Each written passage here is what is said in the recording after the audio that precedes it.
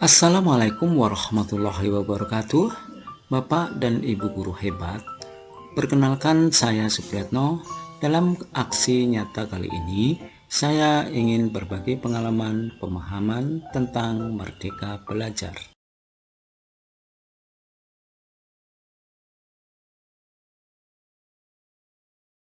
Topik pertama yaitu pemahaman, gagasan, dan prinsip pendidikan berdasarkan Ki Hajar Dewantara.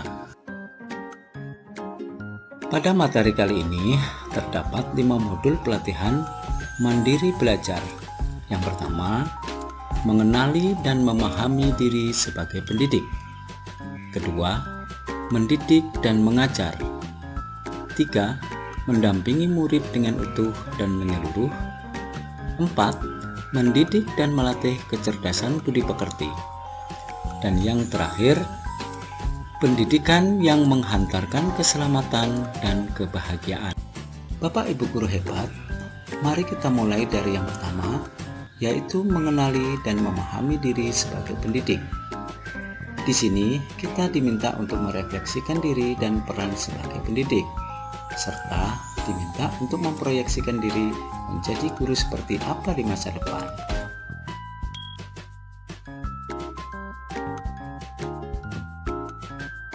Dalam proses ini, kita mempelajari 3 bagian, yaitu mengenali diri dan peran seperti apakah diri saya. Mari kita lihat apa yang disampaikan oleh Bapak Pendidikan kita, Ki Hajar Dewantara. Manusia merdeka yaitu hidupnya berlandaskan pada kekuatan sendiri, baik lahir dan batin. Untuk mengenali karakteristik murid dan kebutuhannya, kita harus terlebih dahulu mengenali dan memahami kekuatan dan kelemahan kita sebagai guru atau pendidik. Belajar mandiri untuk terus mengembangkan potensi, mengembangkan murid kita menjadi murid yang merdeka dalam belajar. Bapak dan Ibu guru hebat, pada bagian yang kedua, yaitu peran apa saya sebagai guru. Menurut Ki Hajar Dewantara, anak-anak hidup dan tumbuh sesuai kodrat sendiri. Pendidik hanya dapat merawat dan menuntun tumbuhnya kodrat itu. Guru sebagai penuntun, motivator, fasilitator, sekaligus penggerak ke arah transformasi pendidikan yang berpihak pada murid. Peran guru sangatlah penting dalam pembentukan karakter dan pengembangan kompetensi murid sesuai dengan kodratnya. Pada bagian ketiga, ingin menjadi guru seperti apa saya? Tentu kita sudah memahami konsep ing ngarsa sung tulodo, ing madya mangun karsa, dangdut puri handayani. Guru yang maju memiliki peta konsep dan rancang pikir yang jelas tentang gambaran dirinya yang ideal. Ketika kita memahami kekuatan dan kelemahan kita, maka kita tahu apa yang dioptimalkan dari peran kita sebagai guru bagi murid-murid kita.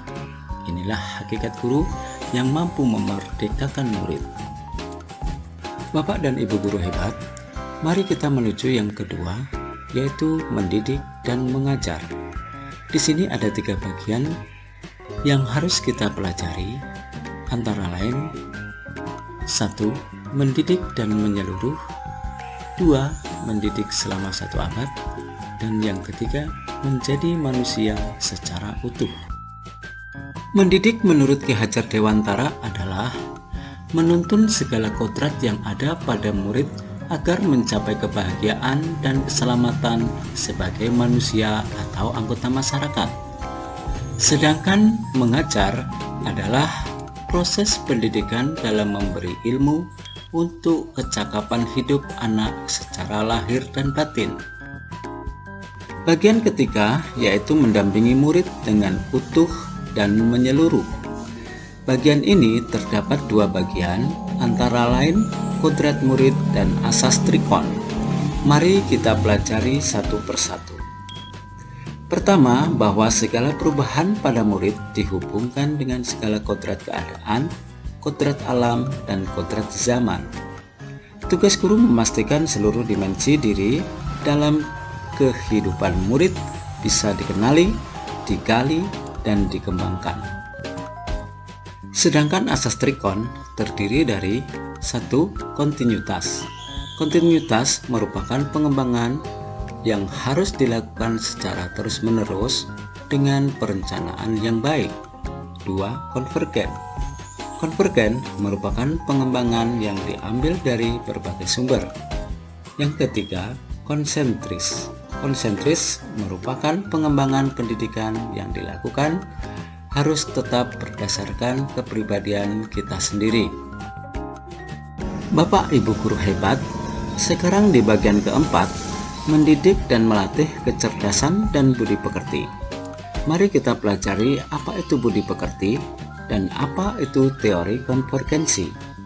Menurut pemikiran Ki Hajar Dewantara, budi pekerti terdiri dari dua kata, yaitu budi dan pekerti. Budi yang memiliki ranah batin yang meliputi trisakti, yaitu cipta, rasa, dan karsa. Sedangkan pekerti diartikan sebagai ranah lahir yang mewujudkan tenaga. Sehingga budi pekerti diartikan sebagai hasil dari bersatunya gerak pikiran, perasaan, dan kemauan sehingga menimbulkan tenaga.